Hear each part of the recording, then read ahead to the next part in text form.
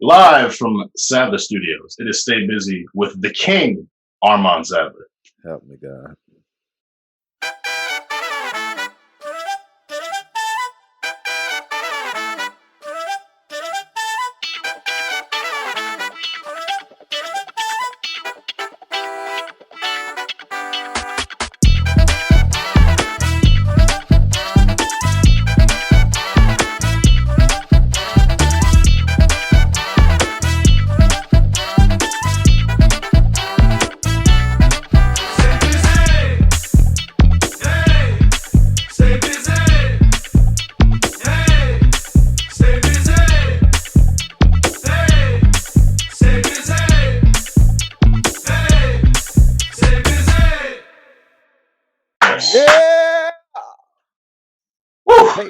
It feels very, very good to be back. Ladies and gentlemen, welcome to another edition of Stay Busy with the boy Armand Sadler. I am your host, the King, vegan chorizo poppy, multiple miles poppy, all those good things. I'll be writing, I'll be potting, I'll be creating, I'll be tweeting, I'll be resting. Had a very, very restful week, but it feels good to be back potting with my brother, my co-host. How are you? What's up, y'all? How you doing? It's Nick Early, the kombucha king that makes your heart sing. You know how I do it. Just having a great day today. Running on a little bit of sleep, but we're making it happen. Yes, sir. Yes, sir. Yes, sir. Yeah. So we want to give a big shout out to the listeners who are tapping back in for season 2. Any first time listeners, any last time listeners, whether you like Reese's or Kit Kats, happy hours or kickbacks, Tupac or Biggie, Kanye or 50, witches or ghosts, and surfboards or boats. Okay. Okay. Yeah. What bars? Yeah. Yeah. Oh my God. Yeah. Just take a compliment. Thank you. Well, I was just making sure I knew the compliment that you were getting at, but but my bad. I'll let you speak next time. Thank you for complimenting my weekly bars, brother. I don't want you to think that I am ungrateful for all of this. Speaking of gratefulness, I got to give a big shout out to this guy, Nick. Last week, I was able to see 2 of my woman crushes every day. We with a gang of our good friends, we attended the live taping of Saturday Night Live. And, I was just excited to be in the presence of one Adele and one Gabby, otherwise known as Her. And, I didn't know what Her was going to sing. I thought, maybe she'll do some songs that I've heard and I loved already. Obviously, she did the new single Damage, and then she debuted Hold On, which we're going to talk about later. But Adele, during the Bachelorette skit, gave us her classics. And just You're welcome. You're all welcome. So thank you. Shout out to y'all. Thank you for extending that branch and inviting. Come on, you know how that is. That's easy. Us into that world, because man, I was telling you, live music. We haven't seen live music in so long, and it wasn't much, but it was enough to satisfy that craving. I kind of felt like a crackhead, like oh my gosh, guitars, vocals, oh my god, backgrounds, yeah. So amazing time. Shout out to Anchor, our distribution platform. If you do not know Anchor, we distribute your podcast for free to all of the streaming platforms you'd like to use, and you get some sponsored ads regardless of your listenership. Zoom, allowing you to see our beautiful black melanated kingly faces. Hydrated and melanated, okay. No device. We don't do none of that dry skin cracking. Yeah. We stay moisturized and sanitized. That said, it's time to jump into the chat. It was very interesting week for music. I'm gonna admit, before we get into these topics, I was very removed from a lot of things. I took a nap every day this week. I really wasn't on Twitter like that, and I'm glad because I avoided some very annoying debates. One debate in particular came from the BET Hip Hop Awards, of all things. People spend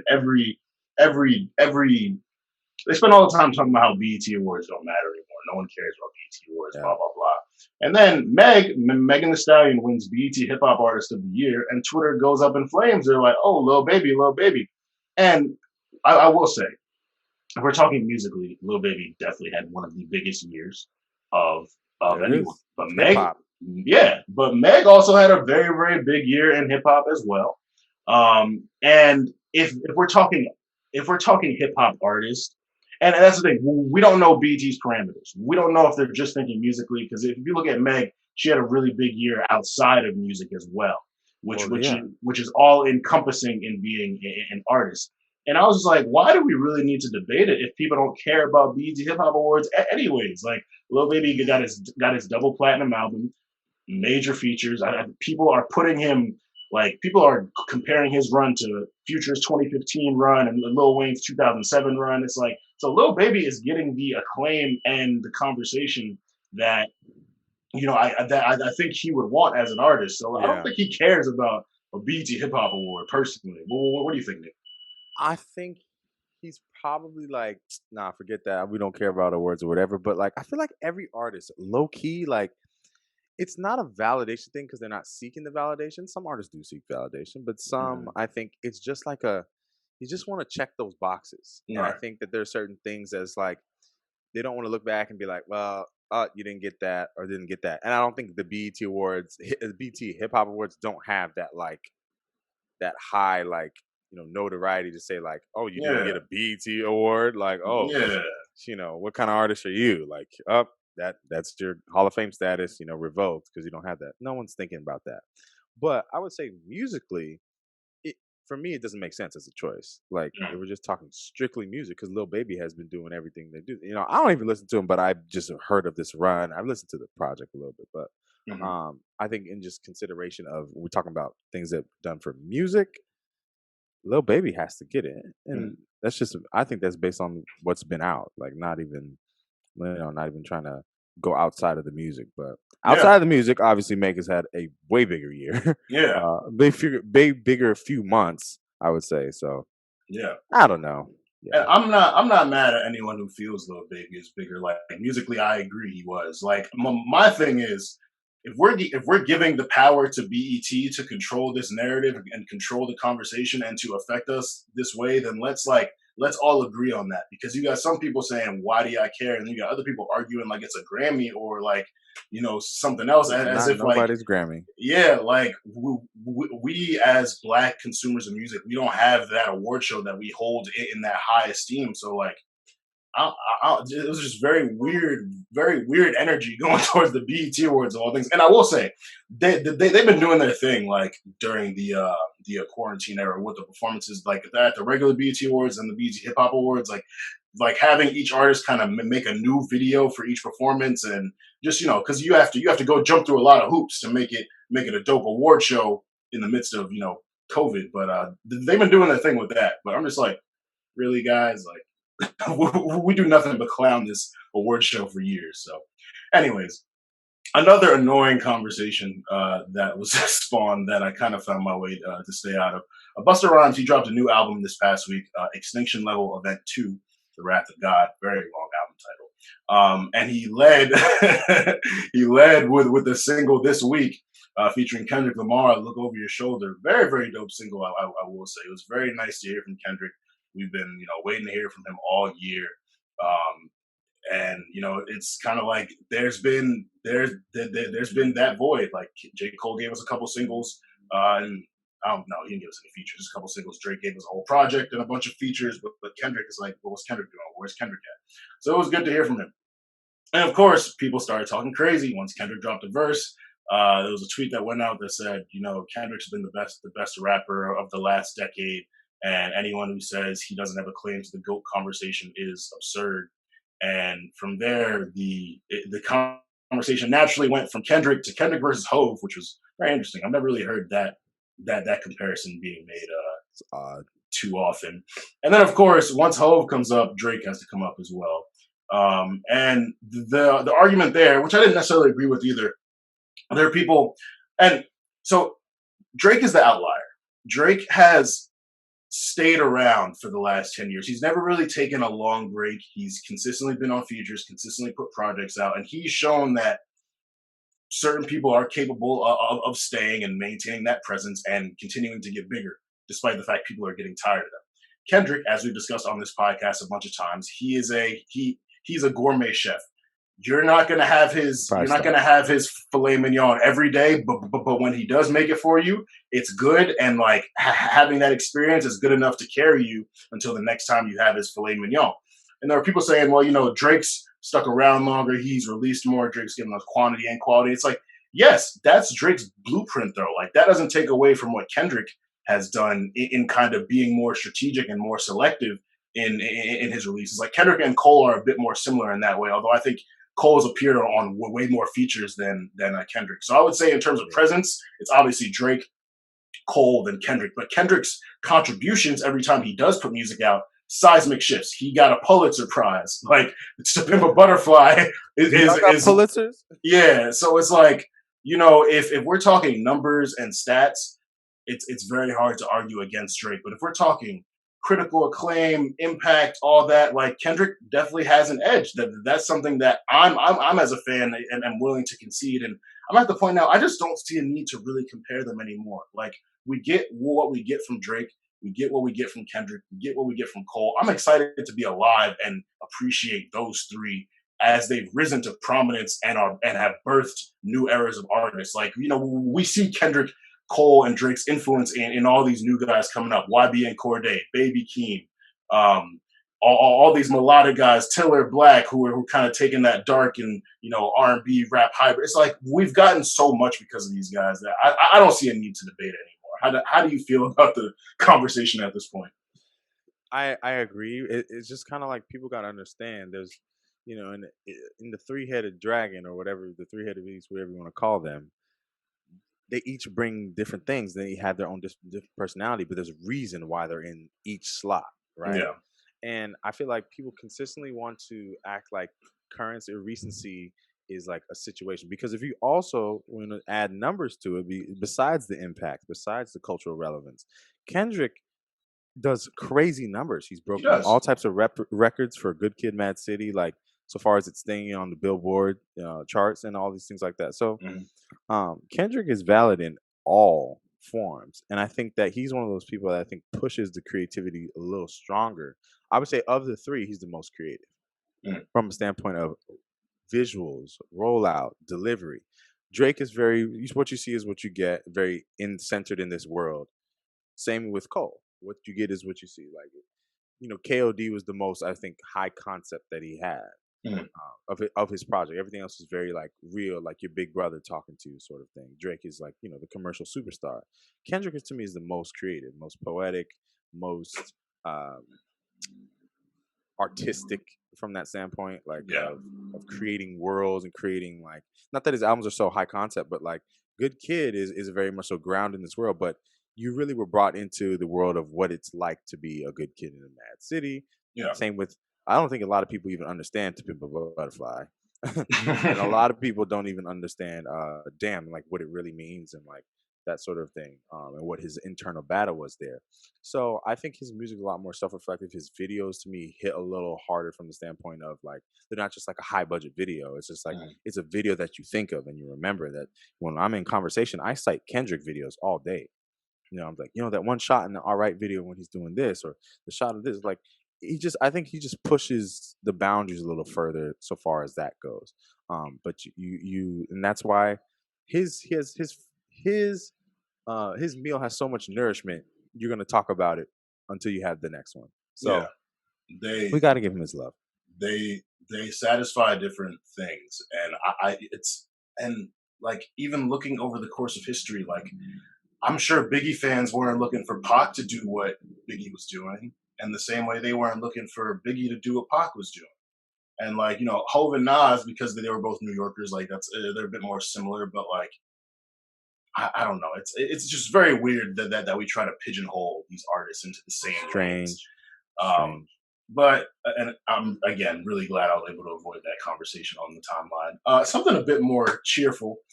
Ariana Grande put out her album Positions. Features. Well, it's nasty. It's a nasty album, I'll tell you that. Features include Features include Ty Dolla $ign, Doja Cat and The Weeknd. I would say that Weeknd feature slapped me over the head. That was my favorite track from the album. I really enjoyed it. I've never really disliked anything Ariana's put out, and this felt like a deeper kind of entrance into this whole pop and B type thing that she's trying to do. And I talk about it. I think she nailed it. Personally, like I don't really have anything bad to say. I wouldn't say this is her best album. I think, and again, it's only been it's been a couple days. Um, but Thank You Next, I really liked, and Sweetener, I really liked, and this one was good. But I'm gonna have to sit with it a little more. So I'm gonna be 100. I haven't listened to it in its entirety. The thing for me is not with Ariana Grande is not. I'm not a. I'm never gonna question her vocal ability. We know Right. she's a great vocalist that she can sing pretty much anything. Like we know those sort of things. Those are the boxes. She's checked those boxes.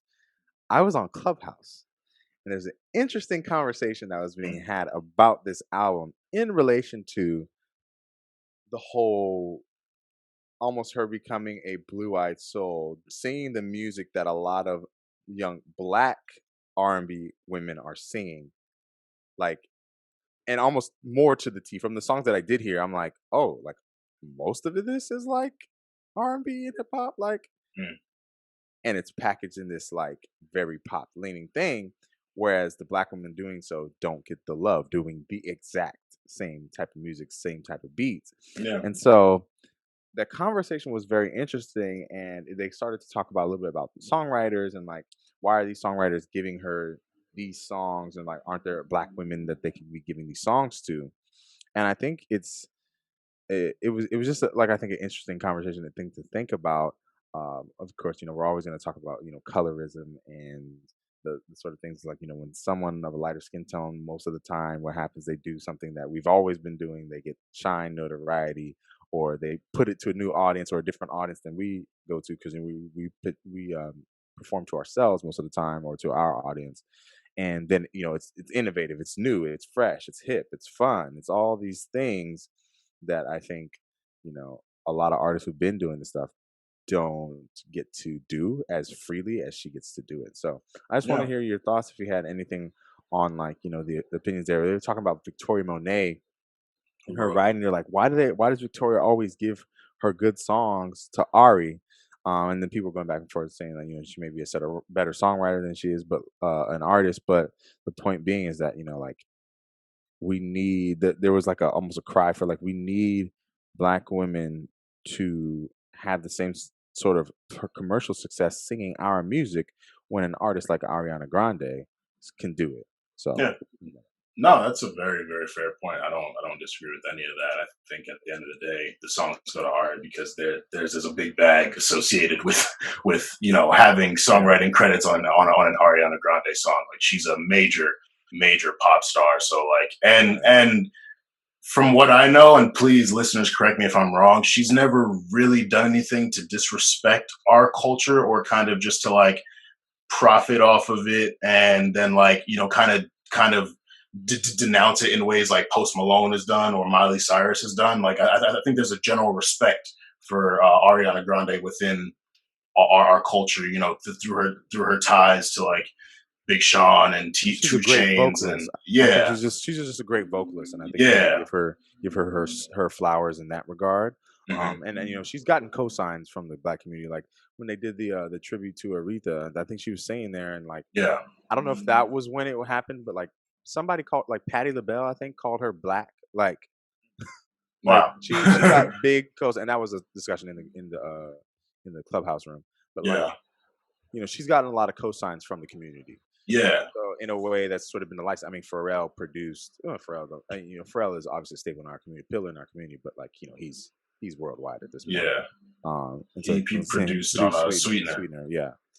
But my point being, that, go ahead. I mean, I'll let you finish. Yeah, no, I was just gonna say, like, I do agree though. Like, it kind of it's unfortunate. Like, once money comes into play, like people kind of take the bigger opportunity, and it might not be as much about giving these songs to the people who we feel should be bigger and more deserving. Not to say that Ariana isn't deserving. So it is very unfortunate, and I think Ariana, she really benefits from being so big. She can pivot in whatever direction she wants, and most songwriters in whatever genre are going to want to work with her because they see how big an opportunity it is. So it's kind of just one of those things where you benefit from being like the bigger act.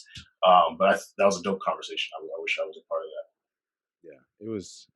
It got spicy. It got very interesting. It got very a few moments where I'm looking at my phone like, "Ooh, y'all said that." Sounds like But Clubhouse. yeah, but it's real. And it's something to consider. Yeah. But I think obviously we're giving her flowers. No one's taking away her Yeah. abilities or anything like that. It's just one of those things that we do have to. It does come up because we wonder why isn't like a certain act like a Normani or a certain act like a even like, well, I say Summer is huge, but like there's a lot of other artists that are doing the same type of music with comparable vocals, if Mhm. not better, or comparable at least. So it's just it's an interesting thing when you talk about the commercial aspect of music and pushing certain creative boundaries and drawing from certain communities and whatnot. So Yeah. Yep. it is what it is. Moving on. Sam Smith dropped an album, Love Goes, and I'll say, like, I really enjoyed the singles going into this album, Dancing with a Stranger, with a Normani, My Oasis with Burna Boy. But, you know, I was surprised that the album dropped. Like, as a writer, not to, but like, we get press releases, we get publicity emails. So, like, I'm pretty aware of everything going on Friday, and I was surprised scrolling through Apple Music. I don't check Apple Music often, but I checked the new releases on Apple Music. I was like, oh, Sam Smith dropped an album. I'm a Sam Smith fan. I've been keeping up with the I singles. know, yeah. I didn't even know the album was announced. Like, Under the radar. was it announced? Under the radar. How are we gonna do Sam Smith like that? And there's this dude I follow. He works at a label. Mike Hamilton. He's on Clubhouse a lot. You've probably seen him.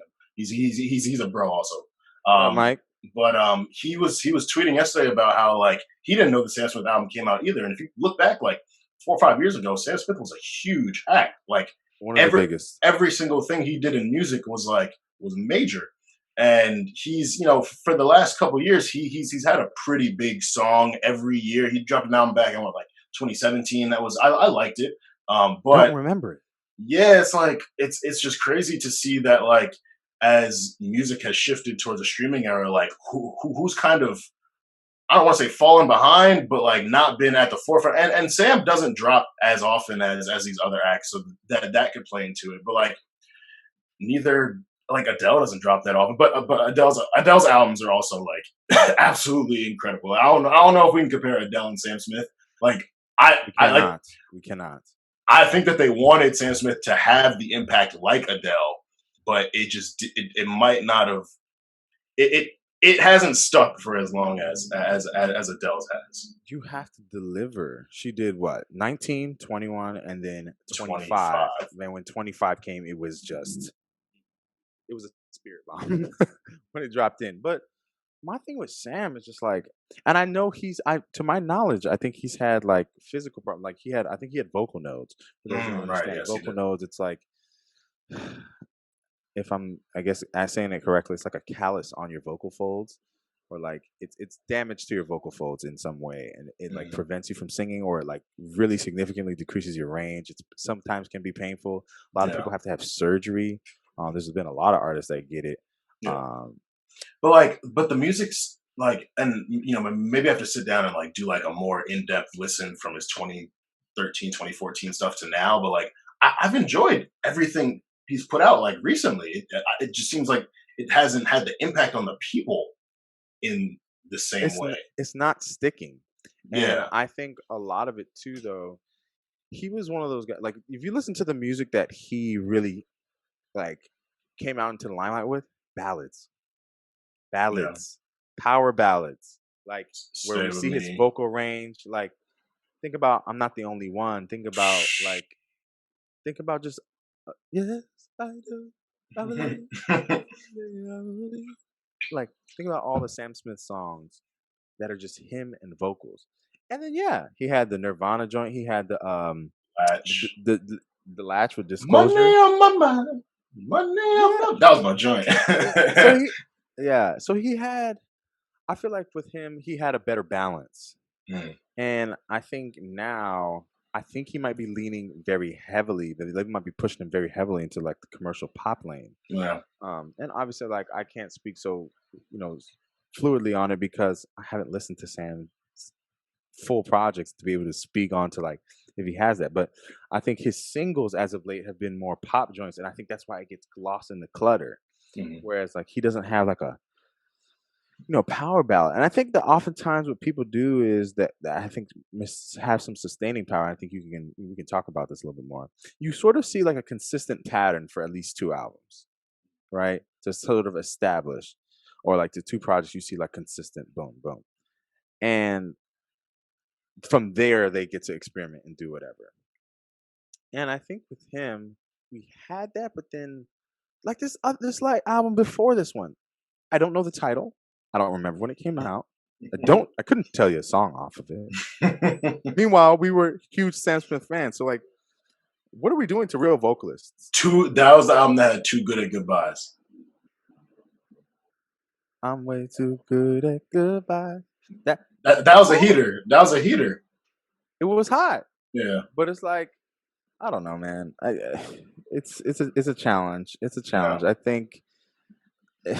I think that there's just a lot of conversations that I've heard about, like people not knowing how to market R&B, soul acts, and he's a soulful R&B sort of type of guy, but he's a pop act. But it's just so interesting to think about how people can fall off, and then there's also just the thing of like, you have your moment, it comes and goes. Yeah, Sometimes moments they're not meant to last always. And sometimes it doesn't stick. Yeah. When you were there, it wasn't so like earth shattering. Yeah. So I mean, it could be his moment has come and gone, or it could be the fact of like he's ramping back up. Mhm. But that's why Drake is an anomaly, right? Yeah. But if you can, because I think he's had some extenuating circumstances, if you can stay as present as possible, please. If you want to, continue to do this, and I think a lot of artists maybe get burnt out with it, or they just don't care no more, or whatever. Stay strategically present, strategic presence, because some people don't. Some people just stay out in the forefront, but they don't change enough, or they don't. They try to do the same thing over and over, and it gets tired. I'm gonna have to look over Sam's catalog, like, and see who he's worked with. Like, I know he got the John Legend collab back in the day, Burna Boy, Normani, but like, I'm surprised. Like, imagine like Sam, Frank Ocean, Sam, and like even more so recently, like Sam and Kaylani, or like Sam and Janae. Like, it's crazy. Yeah, he gotta. I should be his A&R. Okay. Let's jump into some other releases. There's a bunch that I haven't heard, so we're just gonna let y'all know what came out. Queen Naja, Misunderstood. Now I do love her, and I do heard a lot of good stuff about this. I heard a lot of good stuff about it.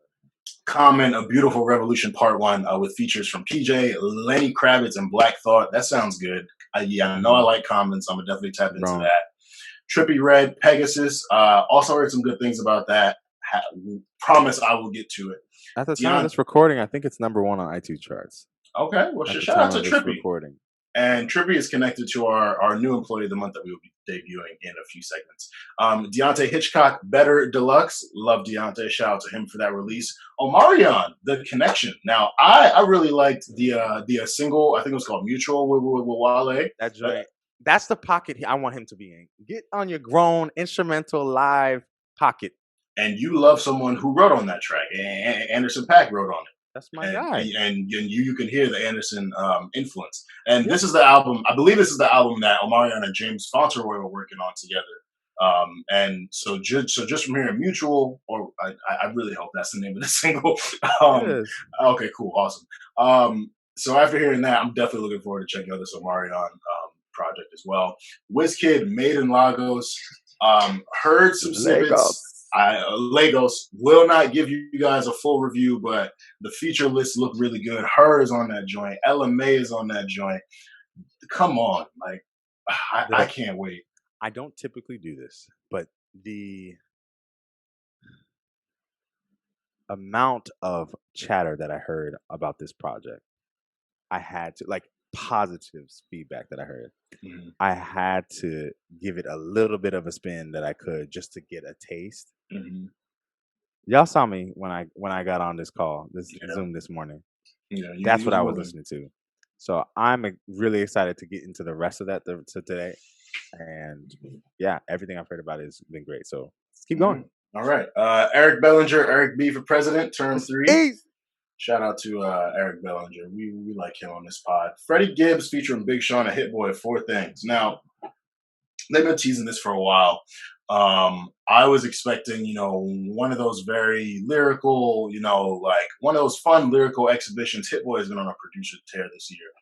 I was very pleasantly surprised to see the song was less than 2 minutes because Freddie be rapping, Big Sean be rapping. And not that I didn't want to hear more from them, but when you see those two names together, you expect a very rapidy rap 5-minute type song.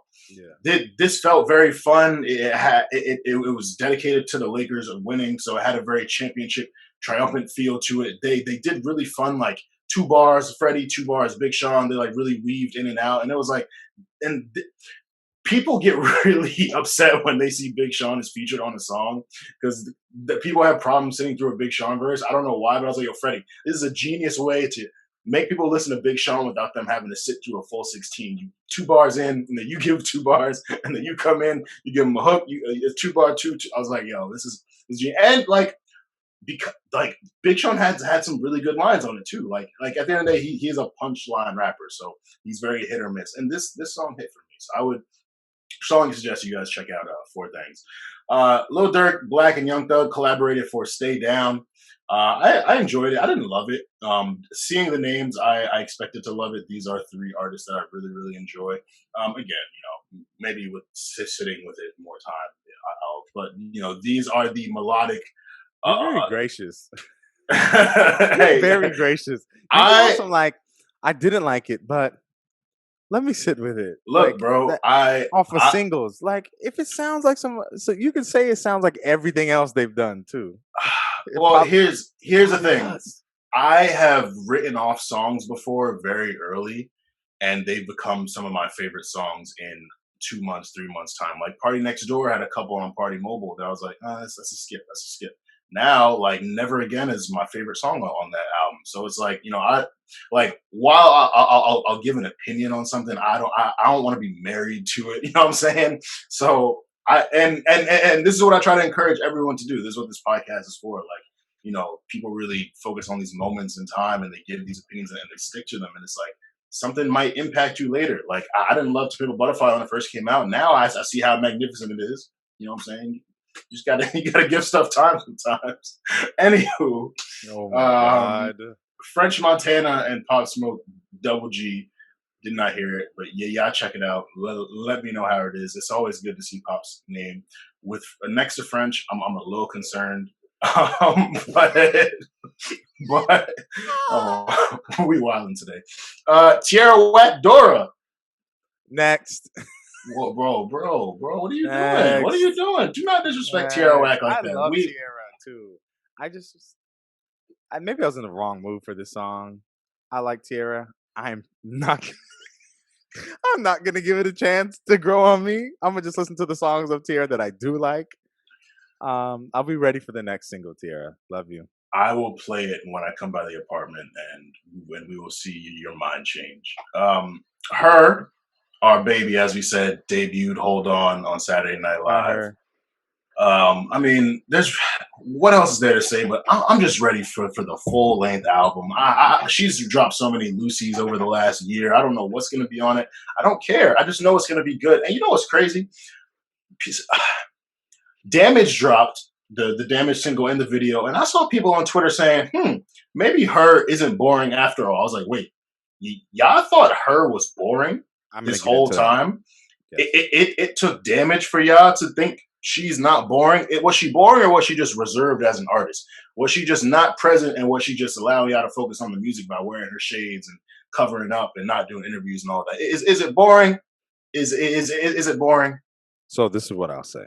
I've heard conversations like that. I've seen threads. I've heard it on Clubhouse, so on and so forth.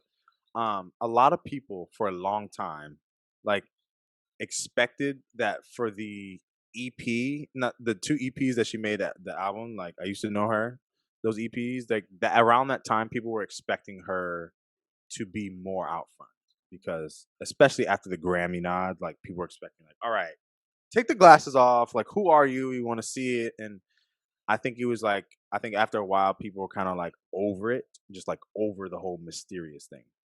And I've heard that a lot. And for myself, I felt like, like I want to know more because I'm very invested into like her career and like everything she's doing because I feel like she's making one instruments cool again, and she's like leading the charge and like how I think she's a great case study as how to market an R&B artist. Yeah. As well as her music is very much so, to me, real music. Yeah. It's rooted in a lot of real music elements that has commercial success and commercial appeal. So yeah, I've heard that before, and I think she's naturally, she's shy. She's shy, but she's breaking out of the shell, and they're making her wear glasses, but more clear glasses, so you can see her face and like things like that. So I think by time when she's like now, I think give her a few more years, she'll be like fully just out. But she's out now, and Yeah. she's doing more of that. But yeah, I think for a long time there were people who were like kind of like there's a cool factor to like the, oh, who's this behind the music, and then you see, oh, it's this girl, she uses glasses, she plays every instrument, and she does this. Okay, now give me more. Mhm. And I think that people were like ready for that to be displayed a little more. Yeah, that makes sense. Yeah. Oh well. Last but not least, Alicia Keys dropped a new single, "A Beautiful Noise," featuring Brandy Carlisle. Check that out. I haven't heard it. Let me know how you like it. But I promise you, I will get to all this music, and I might have an hour-long chat just to analyze every single thing that I missed this week. Hey, I want to let you guys know, normalize taking music breaks. These Fridays can be very aggressive, um, and it's okay if you don't get to everything. I didn't, so I'm trying to make myself feel better by letting y'all know you don't got to get to everything either. Okay. All It's right, a let's jump. challenge. It is. It is. That said, what you sipping on today, brother? I am sipping on. I'll show you what I'm sipping on. Some hydrogen and oxygen molecules. Okay. All right. Yeah, the good H2O. You know how that goes. Didn't have no kombucha today because I'm trying to, not drink so much acidic stuff. But hydrogen and oxygen will do the job. This half and half for this week is coming out of Holix. I don't know how to say it. Holix? Holix. Holix Daily. HolixDaily.com.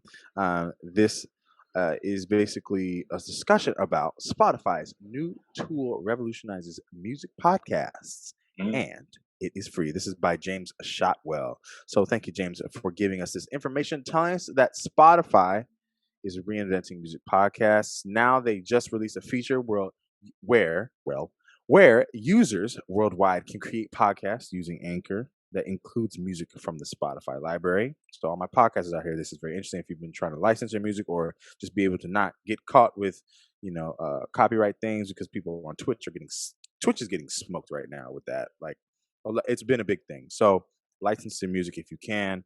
The music basically is now available to creators without the licensing fees. Caveat, of course, artists will make the money. Great, that's a great thing. But the caveat is that it's only available to Spotify users. So it cuts the reach a little bit, but it's of course a genius decision for Spotify for them to be able to incorporate that sort of thing to users with their huge investment in podcasting, from acquiring Anchor, basically making podcasting the easiest thing to do if you have a smartphone or any sort of device or anything like that. So I wanted to just have this discussion about this. Like, what do you think that this is going to do so far as allowing podcasters who are serious about podcasting, on the cusp of trying to, make something happen, but trying to get their ducks in a row so far as a production standpoint? I feel like this might increase the production value of a lot of podcasts, given the fact that they can now play some of their favorite songs or current music. If we're talking about something, we can just spin that joint, and the artist's going to get paid, and you're not going to get a licensing fee. What do you think about it? Yeah, absolutely. We have to jump through so many hoops to play the music. Like you see what we have to do with Kieran on Zoom to play our songs, just because we're concerned about playing them directly from streaming services. And I think about when I've gone on IG Live and played music directly from Spotify, and they've like shut down my IG Live immediately. So there's a lot of hoops we have to go through to be a music podcast and let the people hear what we want to hear. So I think this is genius on Spotify's behalf for the users. Obviously, it benefits them as well, and it kind of creates that you guys should be exclusive to us because Apple isn't giving you this right, or Tidal isn't. You can't even put a podcast on Tidal unless you're under Tidal directly. So Spotify's clever. They get a lot of complaints, but they also do a lot of things that ultimately work to their benefit. Why do you think Tidal does that? Just real brief thing. Like, do you think that's about them trying to curate the noise, kill the noise, or they want more creative control, more content control. So like everything under Tidal comes directly from them. Like Rap Radar with Elliot Wilson and Brian B. or like there was this podcast called The Group Chat with I think it was Speedy and Jinx and someone else. But I think it's just they want, because they're a new streaming service and they're still kind of like, there are people who consider them like the little brother to Apple and Spotify. This is kind of their way of saying like, oh well, Spotify just really got into this content, pushing podcasts, and like we have our own original stuff that we host, which is better. Which so some people might argue that. So one day I'm gonna get Tidal. One day I'm gonna get it. It's cool. I've enjoyed using it. It's got a nice user interface, but I use Spotify the most, hands down. All right. Word. Well, half and half. Ladies and gentlemen, we are opening up a new month, and a new month means a new employee of the month. Yes, sir. Woo! So let us give a big shout out to my homegirl, sweetheart, such a nice girl, Olivia.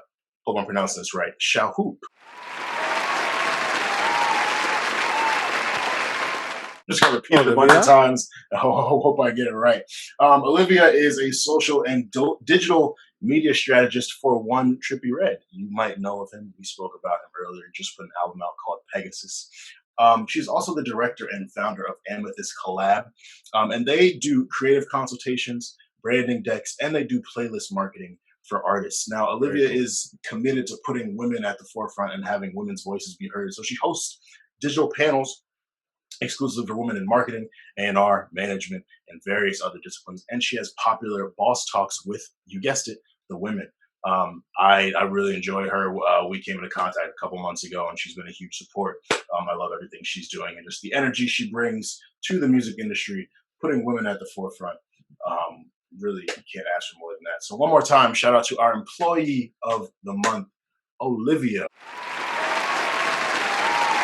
Yeah, Olivia. You just got to stick with the first name sometimes. Ladies and gentlemen, let us get into the slide deck. Take us away, Frank Ocean.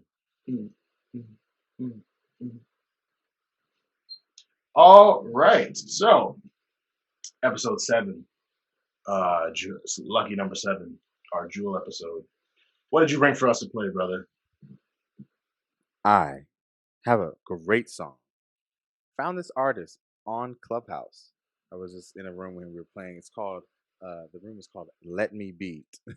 And it is a place where people play music. And so I played a few songs. This guy came up to the stage and I went and ran his project. And this song is fire.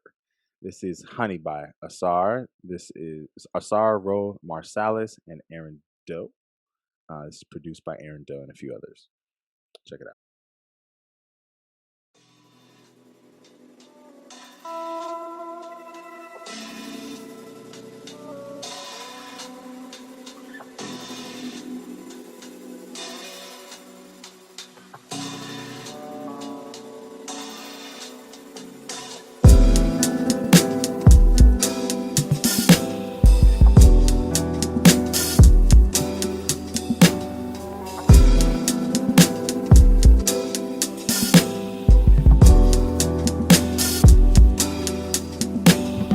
Reinventing the wheel till we rolling with steam. Hydro engineering the dream, fiending for more. My oral water's a rapid change. My oral product provide a crest for the plateau's present. If you ain't first, then you dead last. Finding strength in my dead legs. I often feel like I trespass in a circle where the winners stand tall. I'm a hunchback. Runts run along when the dose talk business. I'm a boss, baby. Depend on me, the way we move that depend on you. See, I'm still learning how to dance a line. Hold my hand so I don't stumble and fall. I'm a natural. I catch on quick, latch on your first step. My tact on in on tackling what's next. We not competing for no spotlight here. In my eyes, you the center of attention. I'm fixated, stuck in a fixated. You breathtaking to me. Boogie like I caught my second win for the first one ended. Low capacity, capsize, adapt. My right and my left moving in tandem. I work hard to have you on my arm. Onlookers try to take you away. They can't match the way that we sway, lovely. Moving sweeter than honey, yeah. Can't nobody take you from me. Way too hard to make you mine now. Promise there ain't nothing coming. It's gonna take your place, this my vow. They can't take your place, this my vow. I did a lot of searching, looking for a way to find out. Will I ever reach my purpose? Since you came, it's all behind now. Since you came, it's all behind now. Woo! Okay. Okay. Come on. Shout out to him. Come on. You know what's funny? People like, no one's told me this, but I know people like, Nick only plays R&B. Nick only plays R&B. Listen, I've been listening to the hip and the hop, the rip and the rap. I've been listening a little bit. But when I heard that song, immediately caught my attention, immediately caught my ear. And that wasn't even one of the songs that he played when he went in Clubhouse. But shout out to Asar from Chicago, I believe he's from. So yeah, man, I really love that. The production, you know, I like that type of production. You could hear a singer on that. Just lends to a perfect sing rap collab, all the above. So that was a great song. Y'all check them out. Armand Sadler, what you got? Today, I have a very special record. This is Shades of Blue. This comes from the boy Yaw Geez, a rapper out of New York, one that I love very much. Dope dude. Very dope. So like a big bro, like an uncle. And this is produced by King Rem.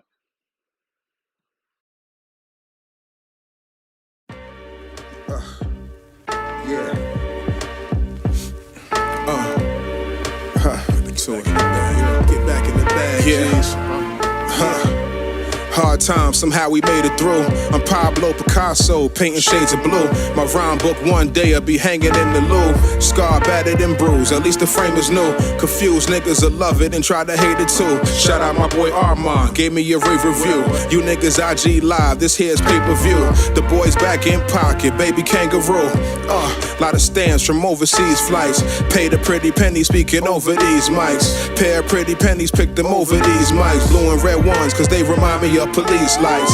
Beans, rice, avocado, 3 slice. Sorry, no negotiation over the price. Flow precise, OD nice. Always yell out trips when throwing 3 dice. Just the curse of a perfectionist. With a certain thirst for excellence and a hunger for more. Love the allure. Life's a bitch I adore, running the raw. Just the bass and the loop, I don't need a drum. Cop the wife a little son, more than Neiman's run.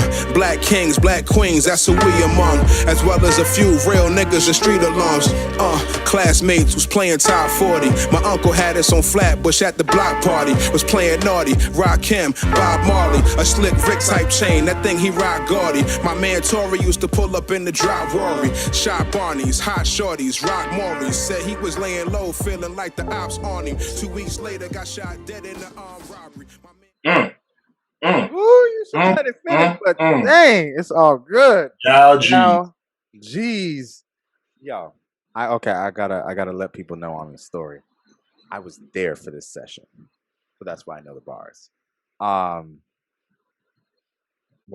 Yeah, I was a professional. He's a professional lyricist. He's a lyricist. I really have a lot to owe. Yeah, you know, Yaw Geez. I owe him a lot, and he's really done a lot for me.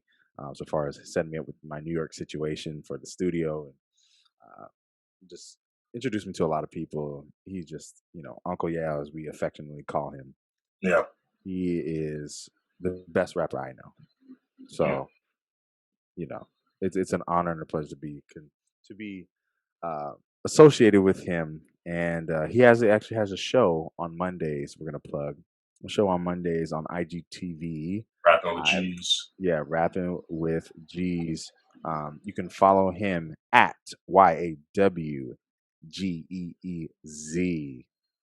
music. Yaw Geez music. Yes, spelled YAW, but pronounced Yaw. Yeah. Wow. Shout out to King Ram. That was tough. Yeah, that beat is it's just perfect enough to give Yao that space to do what he does. And you know, Pusha T talked about it in this interview a couple years ago. Like, he doesn't just rap; he draws. Like, he feels he draws masterpieces. And the way Yao paints these vivid pictures, like, he's so detailed. 3 slices, like beans, avocado, like pair of pretty pennies, like y'all boys IG live on pay-per-view. Like, it's just like it's those little nuances. And Yao's significantly older than us, but he's very tapped in. So he's the type of rapper where his style and delivery, the older rap fans can enjoy, but then the younger rap fans hear what he's talking about, and you're like, oh, like I feel that. Like, I'm into it. And me, I'm not from New York. Like, I'm Jersey. I spent a lot of time in New York. I feel like I have a good understanding of it, but I'm not from New York. But yet the stories Yao tells makes you feel like you're from. You've come up in what he's come up in. He's got a great project from last year. You're All Welcome, 2019. He just put out Back to the Basement, literally this past week. And so I highly suggest you all check those out. And of course, artists. The Stay Busy slide deck playlist is available on all platforms. All you got to do is hit our bio, the IG or the Twitter. Artists, we're getting some artists sending some tracks. I want to give a shout out to my boy Will C. Dropped his project Burgundy this past week. Got picked up by Pitchfork for a track with Young Baby Tate. So Will C. Super talented guy. Highly suggest y'all check out Will C's project. And artists, you know what I'm saying, send those tracks in. Maybe I could pull some string. I'm playing, but just send the music in. We want to hear it. Send the music. We want to hear it. That's it, my brother. Are you ready for the board meeting? I like meetings, especially with the board. So it is. We're getting into the waning moments of 2020. 2020 has obviously been a year that we did not expect it to be, and it's changed a lot. And one thing in particular, which we talk about often on the show, is music and the way music is consumed. We're not at tours. We're not at live shows. We're not at festivals. We're not at meet and greets. We might be brunching, but it's not the same brunch energy as it was back when we were, pot packing 30 people into Woodland or whatever, and, controlling the aux. It's very different. People might be throwing parties, but it's not the same. Like, there's not that universal enjoyment of music that lends itself to the type of analysis and assessment that we can do in previous years. So I've personally had a lot of conversations recently. I'm sure you probably had similar conversations where people are trying to, say, well, was this a good year in music? People were saying 2019 and 2020 were relatively weak years in music. Yes, I know, like a crazy face, right? And, I credit it to a few things. And just by your faces, this is going to be a fun discussion. I can't wait. So let's look at 2019 first. Please. My immediate thoughts as to why 2019 was not the year that people wanted it to be was because a lot of the major heavy hitters didn't drop. Drake didn't drop a new album. He gave us So Far Gone and Care Package. J. Cole and Dreamville gave us Revenge of the Dreamers, but J. Cole didn't drop the solo album we were waiting for. Kendrick didn't drop the solo album we were waiting for. Beyonce gave us Lion King and Homecoming. No, was Homecoming 2019? Yeah, it was 2019. But like, we ain't get no new music from her. We ain't get a whole album. We got a Kanye album, but it was Jesus is King. It wasn't like, so it feels like there was just a void. But 2019, I feel like we saw a lot of new talent rise up. We got Ari Lennox's album, Snow Allegra's album, YBN Corday's album.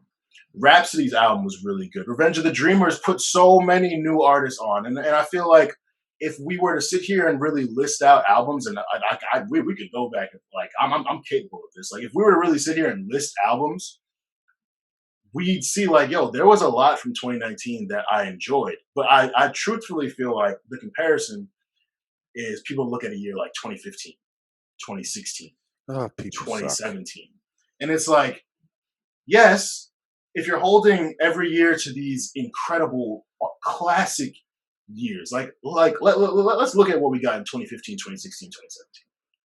2015, we got To Pimp a Butterfly, Kendrick. If you're reading this, it's too late.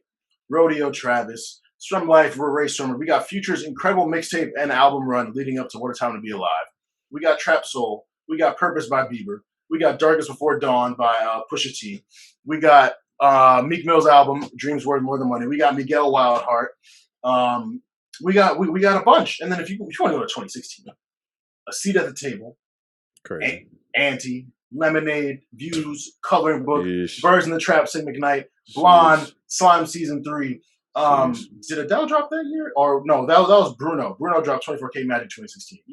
Yeah, or was it early 20? It was like the end of 2016. Right at the end, yes. But then if we get into 2017, Freudian, Control, 444, Damn, More Life, Rather You Than Me, Morning After, Sanderson. But it's also like we've had more time to sit with these albums and see them age. Way more time. And, so I often ask people, like, what is it about the music this year that you feel makes it a bad year? And people are just like, it's just not hitting the same. It's not sticking the same. I'm pointing on that. Go ahead. Well, what does that mean? That's my question is, what do you mean by that? Go on. What I think the biggest difference and the reason why you cannot compare those monumental years, I would say you compare 2019 to those years from a sense of like, if you feel like the music just wasn't as good. And my point to that is that y'all just want to hear from your favorites. You don't want to hear no new music because 2019 had a lot of, like we said, emerging artists, and some of your favorites dropped. I mean, Tyler, the Creator, Igor was 2019. Yep. When I Get Home, Solange, and I know that was Yes. kind of like up in that, like some people didn't really like it, some people did like it. Ari dropped that year. Meg, Mm-hmm. you Two know, Chainz. like there's a lot of people that released in that year. Thug, Chris Brown, Daniel Da Caesar. Baby. Like it was a lot of people who released like albums that we are talking about and did talk about for a while. So, I mean, it was, I would say, as a whole, a year for a lot of new people to break through because there were some key points that I think our expectations, we were let down because we wanted those key people to, release. And we always will. We're always going to want to hear from them. But music is more than just that bubble of the elite who we know we're going to get good music from them. Exactly. I'm curious about the next people up and hearing from them. It was great and I'm sorry to cut you off, but like hearing from YBN Cordae, Roddy Ricch's album, because Roddy was someone I was like, oh, like his sound, like he sounds similar to other people. And then his album, please excuse me for being antisocial, really, really good. And 2020 has been a year he's really stamped himself. Griselda, we didn't even get into Griselda. Like their output, their organic rise in popularity. Like if Drake dropped an album that year, like Griselda would have still got their just due and their attention. But all anyone would have been talking about in 2019 is all right, like ranking the albums, and it would have just been like the same names. I don't always want to talk about the same people all the time. Me personally, now please go on. I'm sorry. No, I think that's a great point. People just they say these things just surface level, and they don't really think about it, or they only think about what they listen to. Well, no one released it for what I like, and it's just like, you know what, go somewhere with that. This is why this is a podcast for people who want to dive a little deeper into music and talk about a little more like the nuance. Let's get into the nitty gritty, the good stuff. And so not just the major popular opinions. But my main point, bringing it into 2020, what did we get of 2020? 2.5 months? We got 2.5 months. And on the East Coast, it was cold, right? A lot of songs, and why people are saying, I'll say this, objectively, I feel like this has been a great year, creative-wise. We've gotten some really good projects. And I'm really excited to see how it'll finish out. Why songs aren't sticking is because a song sticks to me when I hear it in my headphones Then I go hear it out in the world. Experience. And I see the reaction. I experience the record. Mhm. When I experienced the great example I can think of, 2019, Everyday People, I went to like 3 of them. When the song, yeah, yeah, yeah, yeah, yeah, yeah, yeah, yeah, yeah, yeah, yeah, yeah. When they played that joint, the party went crazy. Yeah, yeah, yeah, yeah, yeah, yeah, yeah, yeah, yeah, yeah, yeah. That's your Yeah, heart. And a lot of people only knew that part of the record, but that That's all you record need. stuck. Yeah. I have I caught so many dubs off that record. So many good memories of that record, Yeah. right? And that's what something that sticks with you. It's people be forgetting that music is a social experience. Mhm. It's social. You got to experience music with other people. Yeah. Why have we seen music sales decrease? I mean, music streams decrease, audio, because people aren't moving. People aren't going nowhere. They're not walking to work, jamming out. I want to hear this new whoever it is. They're not going to work. They're not in the whip going this place in the early quarantine. Yeah. And that's why a lot of projects got swept under the rug that would have gotten, I think, way more attention. Yeah. I.e., Childish Gambino's project. Did y'all even know he released this year? I bet a lot of people don't even know that. That project went swept under the rug coming off his great run that he had. Yeah. There was like the weekend right before the shutdown, right? Mhm. And so I think people just got to do a little searching, and realize that this year is an anomaly type year. We cannot compare it. We'll see in 2021 if we can go outside. Mhm. But 2020 is a standalone situation. Yeah. So saying like the music didn't stick, music sticks when you get to see it out. When you're out shopping and you hear it on the radio, and you looking through clothes and you dancing because you hear your song. When you're driving the car, hearing it on the radio. When you're out and people's outside playing dominoes and you hear the song, like that's how stuff sticks, and you see the reaction and the experience, and you really gauge the impact. So in conclusion, I think what the music has been missing from this year is that we haven't been able to gauge the impact of the music, because there's a lot of good music. Yeah. But that's why we haven't been, I think it hasn't been quote unquote hitting, is that we haven't been able to see like, what do y'all really think about it based on how it feels? What do the DJs think about it? It's just a lot. There's so many layers when we think about music being outside in their social experience. Brunch, they play. So that's why we cannot, I think compare or say that the music wasn't good this year or didn't hit. You can subjectively say, oh, I didn't like this project and like that. That's fine. But you have to limit it at that. You can't say it didn't stick or didn't hit. Yeah. Because how else would you have known? Especially from the bigger acts. You know what I'm saying? Yeah. Like I think the best way to put it, and I just came up with this, is like, it's been a great year creatively. It's been a bad year experience-wise, if we're speaking about music. Experientially, yeah. Experientially, even better. Yeah, because like even as the world is opening up, like Atlanta opened up within like a month of COVID and Houston and whatever. So like some people are clubbing, some people are at bars, and there are bars open in New York. Like I've stopped by an outdoor bar, but even still, they're not playing music. There's not a DJ there. Like it's very, very, very different vibes. Not but the same. I don't think artists who are accomplishing things this year are like looking at them with an asterisk. Like Lil Baby he went double platinum in 6 months. I'm sure he's very, very excited about that. There are a lot of artists who have still done some really great things this year, and I think that's even more of an accomplishment to kind of have worked through these circumstances to still achieve. So yeah, I think, as consumers, and I'm always the bad guy. I'm like, no, it's you. Like you have to look within yourself and acknowledge your biases. Like, no, but we do need to be more responsible. Like like if you can come up with a top 10 list of a top 10, top 15 list of albums that you've liked this year, then I don't really think you can call it a bad year. They might not be amazing. They might not be as good compared to the 2016 albums, but like, there are millions of artists in the world. Like you can find something you like. Like so. Millions.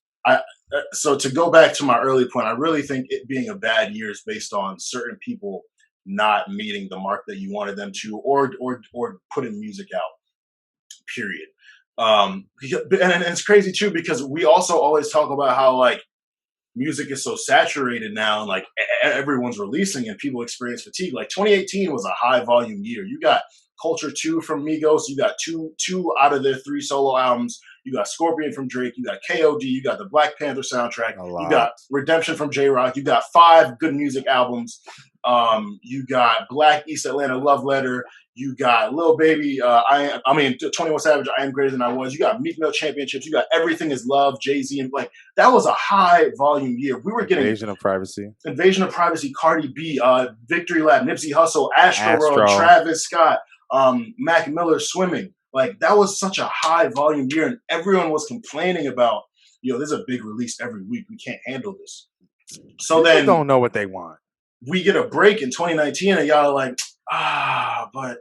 but we wanted to hear from this person. They put something out last year, and you complained about it. Like, so, like, come on. Like, we have to be honest as critics and consumers. And if you aspire to be a responsible consumer, if you don't, cool. Well, we don't got to talk. But if you do, we have to be honest, acknowledge, like, our experiences with music have been limited. And, like, I'll speak for myself. Since March to, maybe like my birthday month, I would just sit in my room, turn my speaker on. I would just play albums all day. Like, I was like, I'm not commuting to work. I'm not in the gym.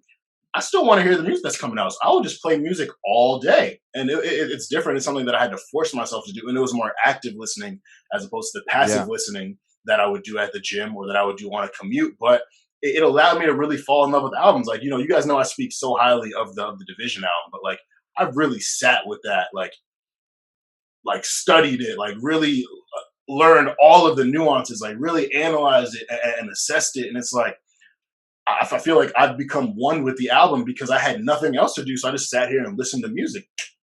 And so I think if like you can make that extra effort, take that extra step to experience the music in a very different way, especially like R&B music. Like it's been a pretty high volume R&B year, but like you're not hearing a lot of the R&B out at a bar, at clubs. Like you might hear it at brunches and day parties are like, and now the R&B parties are more of a thing. You kind of hear them more often, but you're really hearing trap records and, like the like party hip hop records. So it's like, for it to be such a heavy R&B year, like it's just so fascinating that people are so dependent on the environment and like, and not to say I don't listen to R&B music on my commutes. Like sometimes I'll play it when I'm at the gym too. Like I'm weird like that. But it's jazz. Yeah, so it's like me. Like it's like you have the freedom through streaming to listen to this stuff at any time you want. And so I think this kind of shows we let our experiences and some outside forces dictate our listening and our assessment of the music rather than kind of carving it and creating it ourselves. Like people saying, "Oh, we're not outside, so we can't experience it." It's like, well, if you're not outside, you're not commuting work. That just leaves you more time to be. And people are still working from home, doing the 9 to 5 Zoom meetings and all that. So I don't want to say I got all the free time in the world like I do, but like there are opportunities to create the time to engage with the music without it being the experience we're used to. To your point there, though, I think also that just is a great thing is that like average people aren't music fans. They're less music fans. I think this really show people who likes music and who doesn't, or who just like tolerates music and like who listen. Like I know some people like who they listen to music when it's out in the world or when they're driving, but they literally don't listen to music. Yeah. So it just is what it is, and so like we can't take opinions from those people who don't really listen to music, right? And let them dictate of how we feel about certain projects or certain years in music and how things are rolling.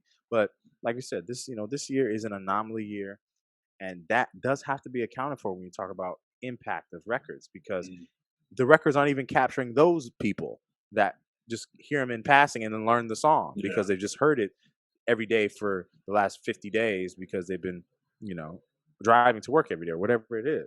Yeah. And so it's just an interesting point to think about, but I really like this discussion.